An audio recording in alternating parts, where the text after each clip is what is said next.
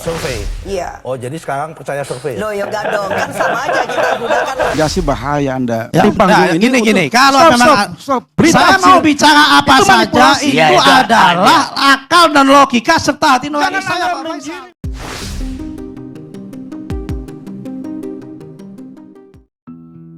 Assalamualaikum warahmatullahi wabarakatuh. Salam sejahtera bagi kita semua. Om Swastiastu, Namo Buddhaya, salam kebajikan. Oke guys, kali ini kita akan membahas tentang salah satu tokoh politik yang lumayan lama ya jam terbangnya, dan beliau merupakan tokoh politik dari Partai Golkar. Nah, siapa yang nggak kenal dengan Bapak Nusron Wahid? Lahir pada tanggal 12 Oktober tahun 1973 di Kudus. Banyak cerita yang menarik dari Pak Nusron ini. Salah satunya adalah pada tahun 2014, di mana kita tahu semua ya teman-teman, Pak Nusron ini merupakan salah satu pendukung keras dari Pak Jokowi. Dan pada saat itu, di Munas yang ke-9 Partai Golkar, beliau ini hampir mau dipecat dengan alasan karena beliau ini mendukung Capres 02 saat itu Pak Jokowi dan JK. Nah, ini hal yang menarik tentu ya. Dengan prinsip yang sangat kuat, konsisten, beliau ini tetap berani pada saat itu mendukung Pak Jokowi. Nah, sampai sekarang lanjut ke 2019 ya, dan sampai sekarang pun beliau tetap tegak lurus ikut arahan dari Pak Jokowi. Nah, cerita berikutnya teman-teman, di video kali ini kita akan spesial ya, bahas momen-momen di mana beliau ini sangat berani, tegas, dan banyak ya momen-momen menarik pada saat beliau datang ke acara debat, membuat lawan debat itu seakan-akan terdiam dan bungkam dengan narasi-narasi yang menurut saya ini masuk di akal. Dan bahkan beliau ini menurut saya juga orang yang sangat berani, dimana pada saat pilkada DKI juga beliau dengan lantang ya waktu itu membela Pak Ahok dengan keyakinannya, dengan pengalaman-pengalamannya. Kan di sini yang namanya teks apapun itu bebas tafsir, bebas makna. Yang namanya Al-Quran, yang paling sah untuk menafsirkan, yang paling tahu tentang Al-Quran itu sendiri adalah Allah Subhanahu wa Ta'ala dan Rasul, bukan Majelis Ulama Indonesia, bukan Ahmad Dhani, bukan Daniel Simanjuntak, bukan juga saya maupun Hamka Haq, bukan itu. Al-Haqqu. Dan tentu sampai sekarang pun, di mana beliau merupakan salah satu orang atau tim sukses dari PKN Prabowo Gibran, banyak momen-momen menarik pada saat debat. Nah, kali ini kita akan lihat teman-teman ya, kita akan lihat satu video di saat Pak Nusron Wahid ini menghadapi lawan debatnya. Menurut saya ini luar biasa. Hari-hari ini orang-orang BUMN sedang sibuk cari ranting pohon nih untuk bergantung. Banyak beringin. Beringin memang tempatnya orang bergantung dan berlindung, Pak. Mantap. Kalau ada yang berpesta bukan PDIP, Pak. Latihan jadi oposisi.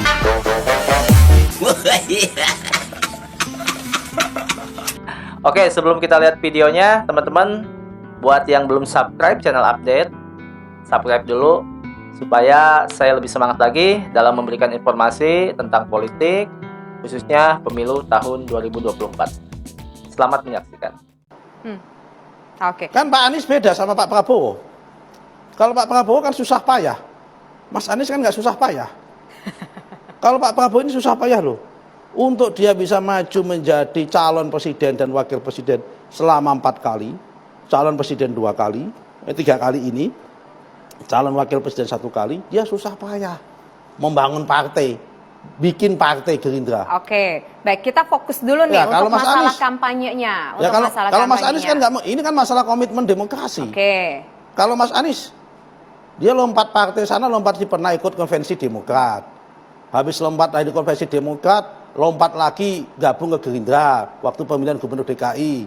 selesai itunya lompat lagi sekarang ke Nasdem. Jadi nggak ada komitmen. Ini juga bagian dari etika politik harus seperti Oke, ini. baik. Nah, ini momen yang paling seru nih ketika ada acara di ILC ya, di mana waktu itu Nusron Wahid itu berhadapan dengan Faisal Assegaf. Kita tahulah karakter Faisal Assegaf itu seperti apa. Kita lihat sama-sama videonya, teman-teman. Ada miskomunikasi, bahaya Anda. Ya, Di panggung nah, ini gini, untuk- kalau Stop, memang stop. Berita saya hasil. mau bicara apa Itu saja manipulasi. itu Ya, itu adalah akal dan logika serta hati nurani Jangan saya, Anda Pak Faisal. mengirim opini seolah kami di pihak yang menciptakan kegaduhan. Ingat itu. Kami menyampaikan Saya mempunyai kami pendapat resmi. yang independen, nggak bisa Ya, Anda tekan. Jangan Ya kan? bicara yang teratur, jangan mengarah ke kami. Yang tidak tahu Urus saja siapa? partai koalisi kalian. Ketiga partai lumpuh, DPR lumpuh, saya dan kawan-kawan menggunakan yang tersisa dari hak penyampaian pendapat. Faisal. Bukan main-main. Cukup. Kita akan lawan kalian. Yang lawan silahkan kita hadapi. Ya kita lawan. Ya, Ya, nggak apa-apa. silakan. Tapi 1.200 orang itu mendapatkan mandat dari siapa? Mengandalkan mandat dari rakyat. Buktinya mana? 1.200 orang dibandingkan 300 juta. Itu berapa persen? Jangankan mengatasnamakan seluruh rakyat Indonesia. Mengatasnamakan rakyat satu kepala desa, satu desa pun belum tentu. Pak Nusron Wahid cosplay jadi Prabowo. Motif bajunya sama. Sampai yang lain pada heran.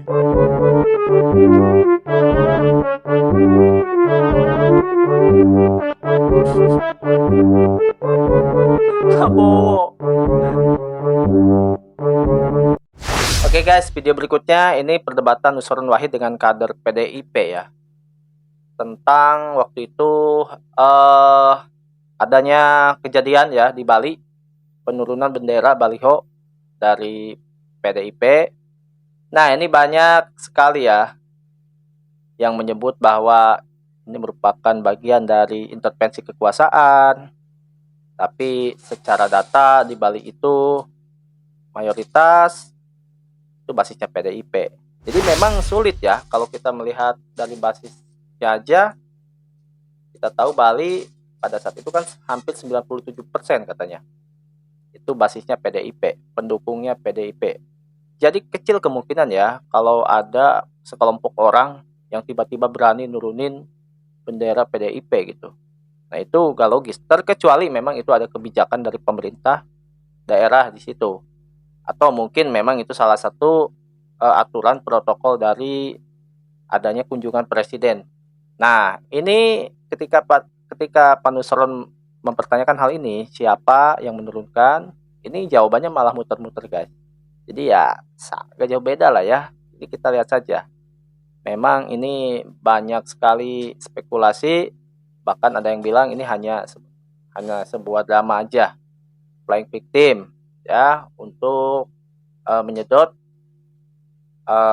pemberitaan di publik yang seakan-akan pada saat itu PDIP di apa ya kayak diintervensi lah sama kekuasaan.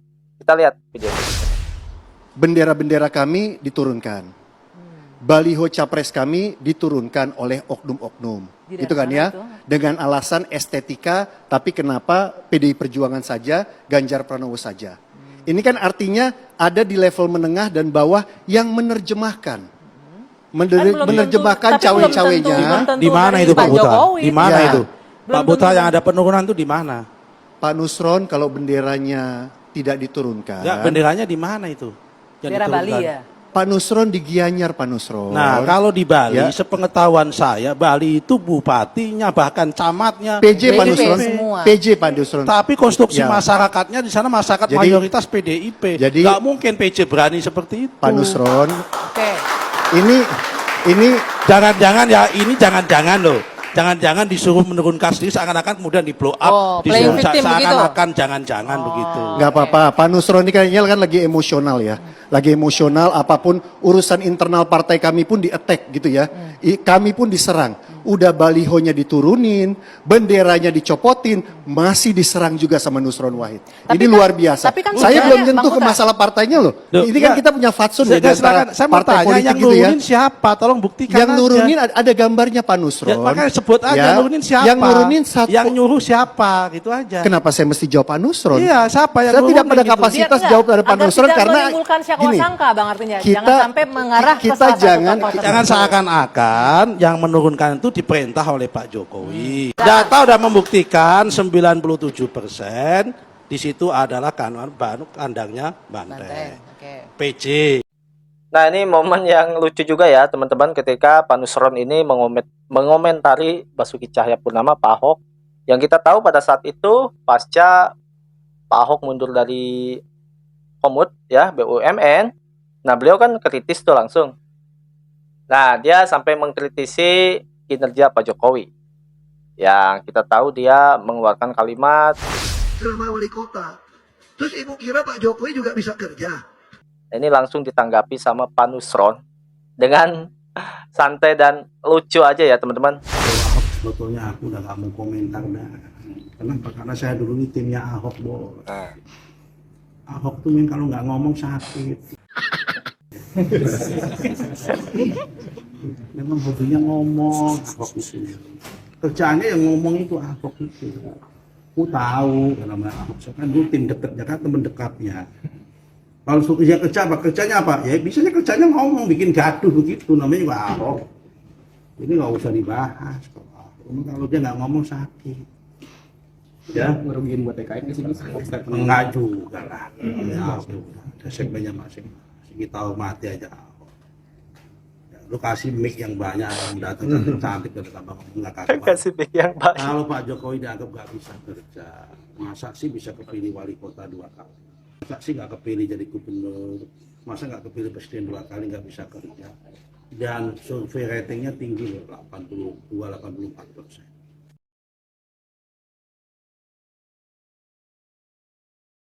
Kalau misalkan nuraninya MK itu masih hidup nih, misalnya, dan kemudian benar-benar mendengarkan suara batinnya sendiri dan menangkap suara sunyi silent majority di mana 62% rakyat Indonesia bahkan memberikan dukungan ke hak angket misalnya, itu kan karena sebenarnya ada institusi demokrasi yang sisi lain mereka juga nggak percaya.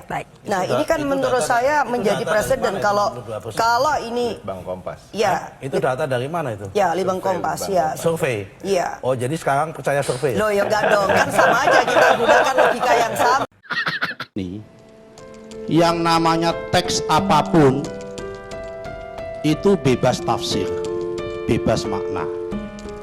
Yang namanya Al-Quran, yang paling sah untuk menafsirkan, yang paling tahu tentang Al-Quran itu sendiri adalah Allah Subhanahu wa Ta'ala dan Rasul, bukan Majelis Ulama Indonesia, bukan Ahmad Dhani, bukan Daniel Simanjuntak, bukan juga saya maupun sama Hamka Haq, bukan itu. Al-Haqqu min Rabbik, kebenaran itu hanya datang dari Allah Subhanahu wa Ta'ala. Itu adalah ilmu tafsir. Yang paling tahu tentang teks ya orang yang membuat teks itu sendiri. Dalam ilmu sastra, Mas Fadli senior saya di UI, ada namanya proses kreatif. Yang paling tahu tentang makna puisinya Taufik Ismail, ya Taufik Ismail. Bukan kita menerjemahkan seakan-akan. Karena itu kiai-kiai saya, guru-guru saya, ulama-ulama saya dulu ketika memaknai Al-Quran, saya ngaji, tidak pernah mengklaim dirinya paling benar. Selalu ditutup dengan satu kalimat, wallahu a'lamu bimuradihi, bahwa hanya Allah lah sesungguhnya yang paling tahu tentang maknanya, bukan orang lain. Karena itu kalau menjadi ulama, menjadi kiai, mengutip Al-Quran, jangan hanya mengutip dengan surat Al-Quran yang terjemahan. Man laisa syekh bil Quran wa syekhu wa syaiton. Barang siapa yang belajar Al-Quran tanpa guru, gurunya setan, multi interpretasi. Yang paling tahu tentang apa yang disampaikan si Buyani, ya si Buyani. Guntur bebas menafsirkan. Karena itu perlu tabayun. Malam ini dia menjelaskan, maksud saya nggak seperti itu. Yang paling tahu tentang apa yang disampaikan oleh Ahok di Pulau Seribu, ya Ahok, bukan orang lain. Itu ilmu tafsir, itu ilmu teks, hermeneutik. Karena itu dia tabayun, dia menjelaskan, dia minta maaf, saya tidak pernah bermaksud menyakiti umat Islam, saya tidak bermaksud mengakukan seperti itu dilakukan. Oke guys, itu tadi video-video kompilasi tentang Pak Nusron Wahid, dimana kita tahu ya, orang seperti Nusron Wahid ini langka ya. Jadi saya berharap sih akan ada politisi-politisi lainnya yang sama seperti Pak Nusron ini. Dia punya keberanian, ketegasan, prinsip yang kuat dan konsisten. Terutama orang seperti Nusron Wahid ini, dia tuh dengan berani ya melawan orang-orang yang sekiranya kita tahulah, orang-orang yang bisanya hanya nyinyir, orang yang bisanya hanya mengkritik tanpa ada solusi, bahkan orang yang hanya bisa berlindung di balik jabatan, berlindung di balik akademisi, berlindung di balik profesinya, yang padahal ya dia sendiri masih menjadi bagian dari partai politik. Nah, orang model seperti itu memang cocok ya untuk diulti sama beliau ya, sama Nusron Wahid ini, biar dikasih paham lah teman-teman ya, karena masyarakat pun udah cerdas. Kita bisa melihat lah cerita-cerita dari akademisi yang teriak-teriak cinta demokrasi, peduli demokrasi, yang pada akhirnya ketahuan juga ternyata dia masih menjadi bagian dari partai politik tertentu. Oke, mungkin guys sampai di sini videonya. Jadi jangan lupa untuk selalu dukung channel update dengan cara subscribe, like, dan komen. Untuk video berikutnya ditunggu kejutan-kejutan lainnya ya teman-teman. Masih dalam dinamika politik pemilu 2024. Sampai jumpa di video berikutnya.